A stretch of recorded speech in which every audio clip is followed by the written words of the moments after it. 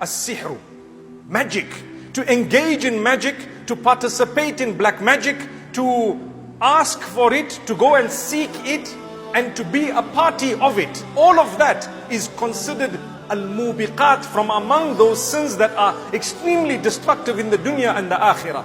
Why? The Prophet Muhammad says, Man sahara faqad ashrak. Whoever casts a spell has associated partners with Allah. My brothers, my sisters, it is rampant across the globe. Now it is becoming more where people are participating in magic to get things. Subhanallah, people are engaging in magic thinking that by us doing something like this, we are going to achieve goodness, not realizing you are cutting the umbilical cord between you and Allah in a figurative way.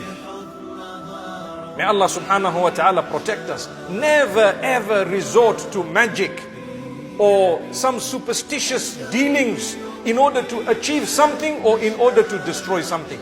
Never do that. It is too costly. It will cost you your Jannah. It will cost you your relation with Allah. Don't do it. Don't go to someone to say, I have a problem. I want to marry a married woman. I need you to cast a spell so that they are divorced. La hawla wa la quwwata illa billah. People are doing this.